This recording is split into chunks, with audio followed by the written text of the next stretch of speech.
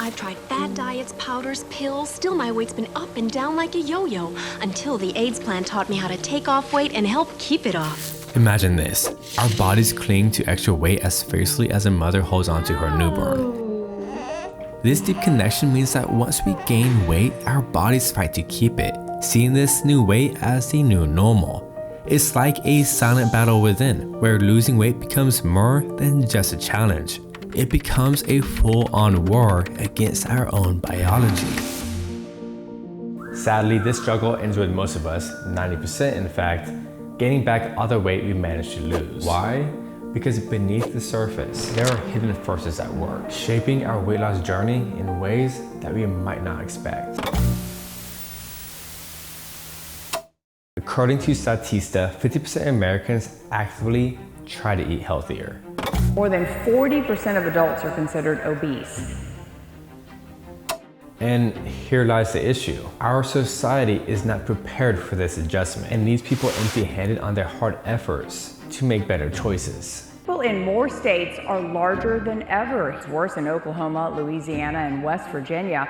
We lack the education structure to teach people the small important things they can do to lose weight. But there are larger things at play here, like economic downturn. Living in a food desert can literally take years off of a person's life. The average life expectancy for someone in a low-income area where grocery stores are few and far between is about 76 years. West Virginia is the most obese state in USA, with 41% of adults having 40% body fat or more. At one point, West Virginia was a flourishing state with coal mining. After the coal industry started to decline in the 20th century, people lost their jobs and businesses moved out. This resulted in a huge increase in food deserts within the state and far less funding going to public education.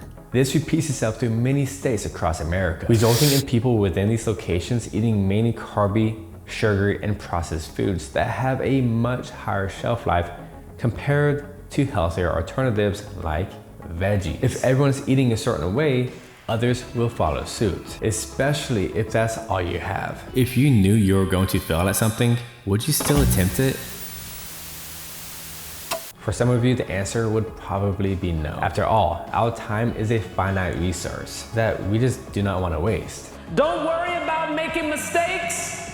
Mistakes happen to everybody. It's all in the recovery. Most people don't recover from a mistake. The road to wellness isn't about perfection. It is about persistence, learning, and growing, and offering support one would to their best friend. This journey is about progress, not perfection.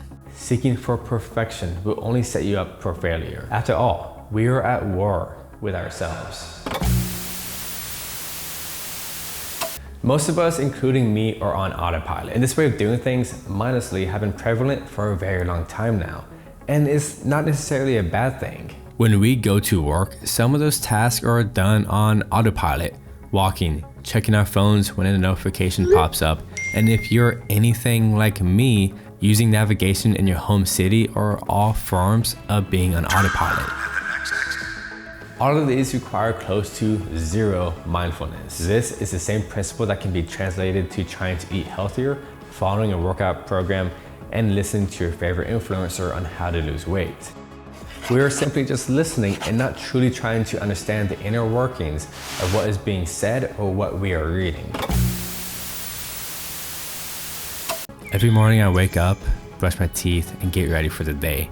My internal clock, known as my circadian rhythm, regulates my sleep, eating habits, digestion, and body temperature. This is the comfort zone. Our bodies are wired to be within this comfort zone by the habits that we have formed. This is why losing weight can be so difficult. Eating less calories than what your current state of body is used to, no matter what state that is in, is telling your body it is uncomfortable. The nervous system is pairing less calories with starvation. Your brain will say, "We have to eat," and your stomach will growl, even when you are eating a healthy amount of food. This is the state of being uncomfortable. When you are uncomfortable is where the most growth happens. So get comfortable being uncomfortable. Another another thing, the cold, crisp taste of Coke is so satisfying, it keeps me from eating something else that might really add those pounds. Struggling with weight loss is a hard-fought journey. One of the journeys some go through is dieting. I gave up dieting, stopped worrying about my weight, and learned to eat mindfully. The yo-yo effect is a result of being on a diet and coming off of it just to gain the weight you lost right back. Here's the issue, y'all. Diets will always keep you in the never-ending trenches. The trenches are never gonna be a fun place, and you will likely never get used to it, and you will always want out. Focusing on the short-term results of a diet versus long-term results of truly changing your habits over a period of time is treacherous. At the end of the video, I'll explain more about this. How can we focus on ourselves when society's demands of you take over? The demands are set on loop. Wake up, eat, work, maybe go to the gym, eat, then go to bed, and all that is set on replay the very next day. It feels never ending. Our time becomes less and less. This is partly why diets literally set you up for failure. There is way too much to learn, way too fast, and the results are only temporary.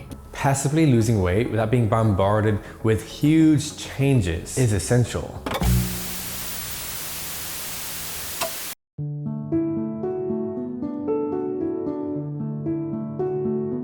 Approximately 246 million people are actively on social media in the United States. In a simple click of a button on Facebook, YouTube, Instagram, or TikTok, we can see everyone's seemingly perfect life at play. These perfectly curated lives are easy to compare to. You and I are on our own journey, and it's just as important as the next person. Writing this video this morning, I woke up late in bed longer than normal, playing on my phone. I then got up just to sit down again, and to be honest, I felt a bit down and out. When I increase my sedentary life, my mental well-being decreases, and that's just the noticeable part. Studies show that a sedentary life will also decrease your metabolic rate. What is a metabolic rate? It's the usage of food converted into energy to keep your body running. Increase in muscle mass increases your metabolic rate, meaning that more strength training you do, the more muscle you gain, the more calories you will burn passively. Not only will you burn more calories passively, you will feel healthier, more mobile, and your self-esteem will increase. Feeling disrespected can be deeply hurtful, akin to an invisible weight pressing down on your spirit. It might stir a complex of mix of emotions, anger, sadness, confusion, as if your worth is being questioned or your voice diminished.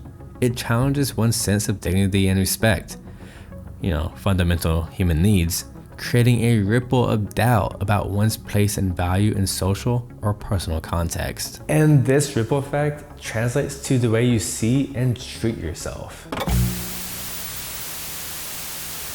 Body positivity is defined in many different ways, but my wife Tara puts it best. So body positivity has meant different things to me at different parts of my life. At the beginning, it was your body is just the way that it is and that you have to love it no matter what. It's more complex than that, but I think that's a really good starting point for a lot of people, and I think I needed that at the beginning. However, now body positivity is not, I'm satisfied with my current look, but I want to do good to my body. I don't want to lose weight because I hate my body. On the flip side, I don't want to continue consuming all these different things in the name of loving my body, because that's not truly loving my body.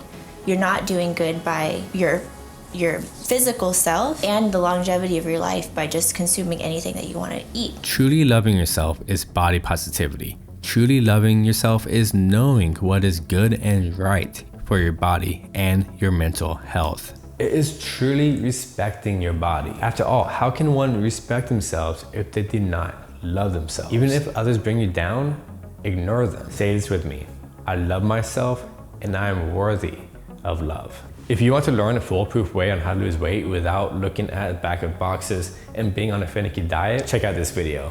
This is Chris. Always appreciate and respect another. I'll see you next time.